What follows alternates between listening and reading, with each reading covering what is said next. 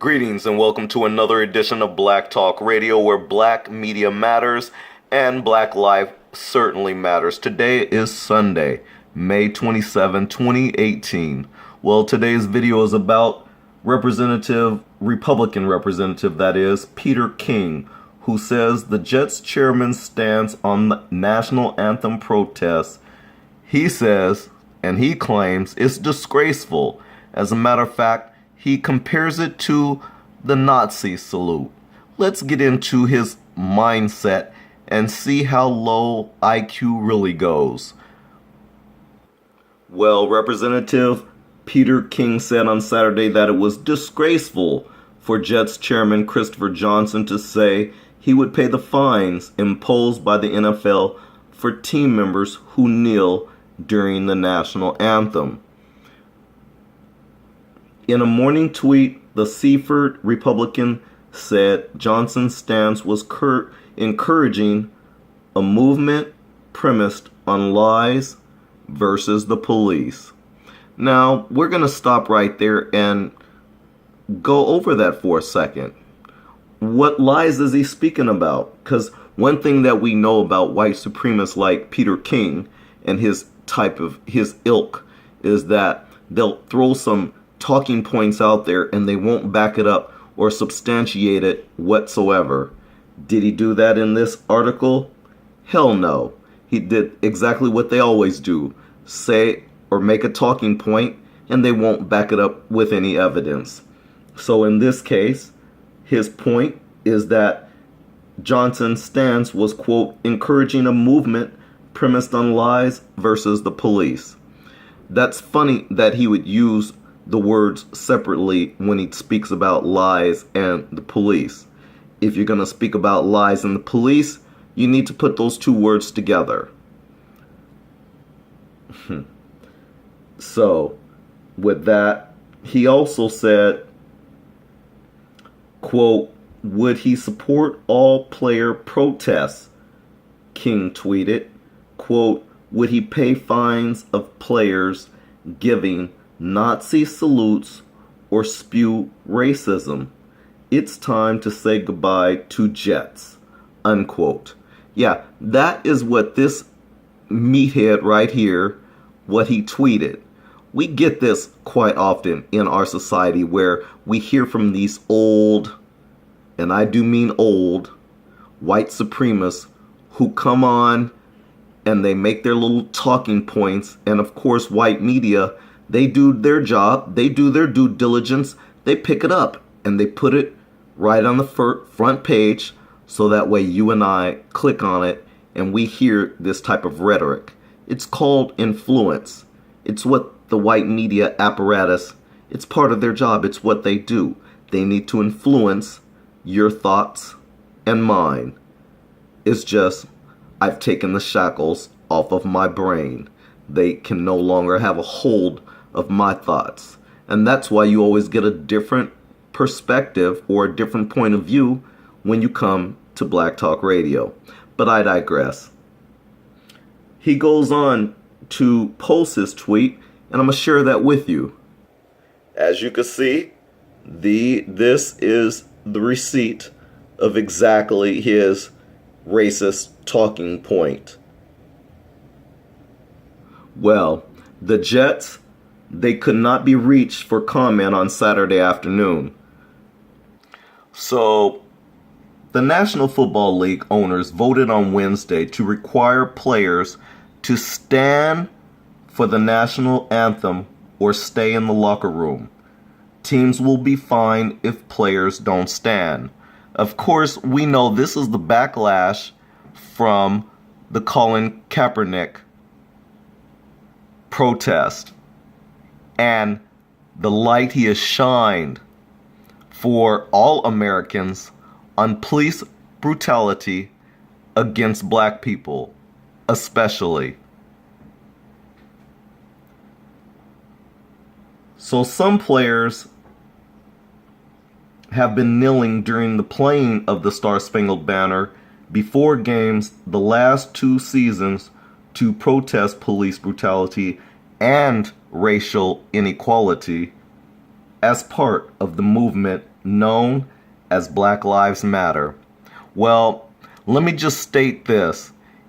The National Football League, you guys need to grow up. And if it's going to make you feel any better, separate the racial injustice and police brutality from Black Lives Matter. Just separate it from that organization and look at the problem that this nation faces with police brutality against black people and racial injustice against black Native Americans. You have to look at that as very problematic. And Republican as well as Democrats should be able to see that clearly. And as a matter of fact, if you can't, you don't deserve any of our votes. But I digress. Reached by telephone Saturday afternoon, King said he wasn't trying to draw similarities between Nazism and the Black Lives Matter movement. Instead, he said he was calling out the people who believe kneeling during the anthem is a justifiable way to protest police brutality. Now, let me just state this for the record, because that's the end of the article. And what's this guy's name again? No, there's a little bit more to this. He goes on to say, to me, the people who are kneeling down, accusing the police of misconduct, that's not something that fits within reasonable protest, he said. If I owned an NFL team, I'd say either stand up or not be on the team. So he goes on to say, King said he believes the anthem protest movement is based on a falsehood, as was Nazism. The kneeling movement is based off a lie, he says, that there's anti-black policing going on, and the statistics don't show it, King said.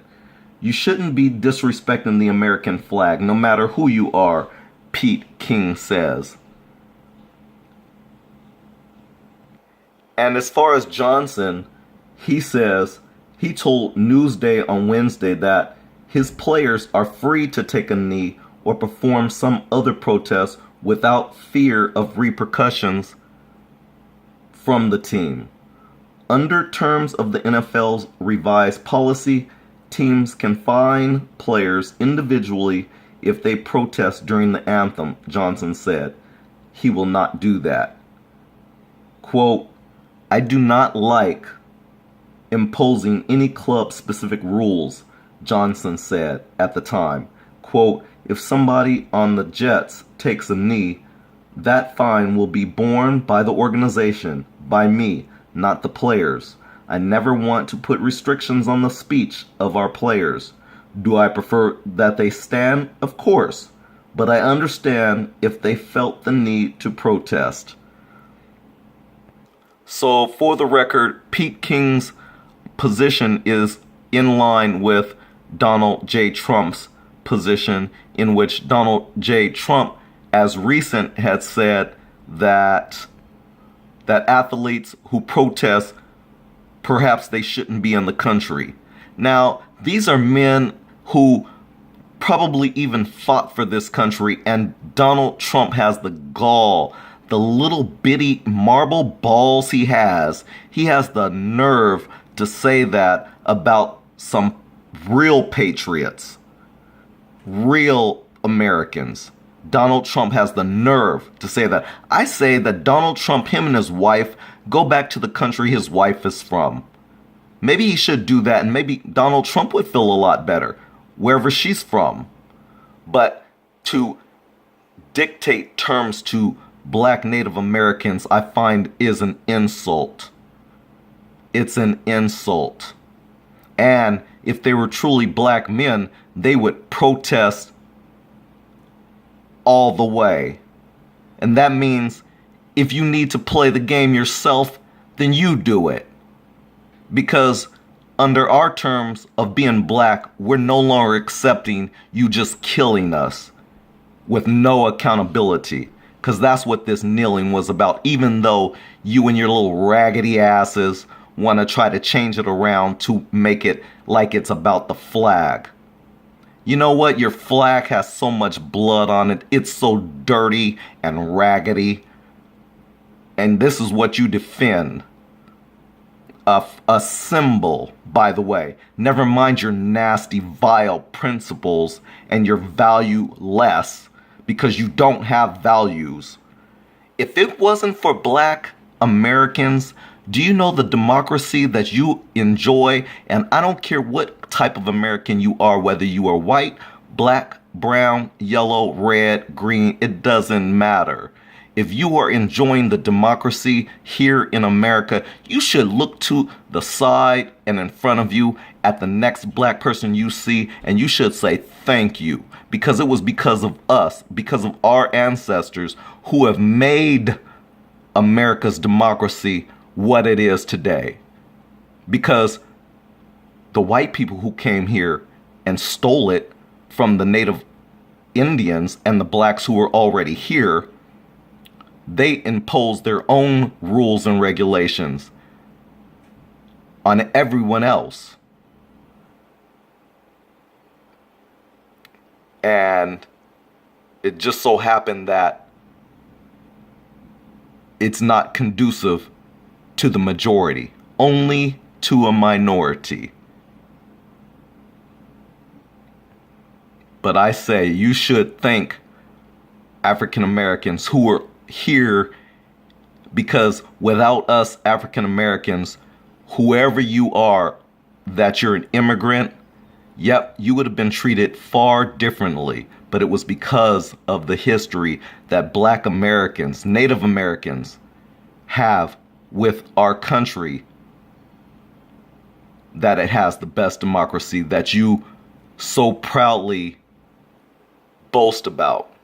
It's because of black people. You should thank black people, and especially you Cubans and Puerto Ricans and Africans, you dark people, wherever you come from, you Indians even.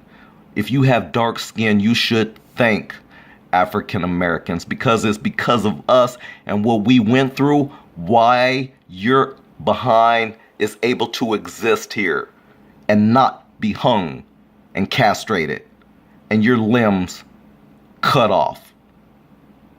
See, because we took that. We took that. Black Native Americans, we did that. We took that on, while you sit there and enjoy it and look down your nose at the people who gave you the liberty and rights that you're so enjoying. You just remember that. Yep, I got off a bit on this one, but this is about righteousness. And the NFL players have a right to protest. And white people, you're so petty that you've changed this around to about a flag, when it has nothing to do with a flag. It has to do with black life. It has to do with black life.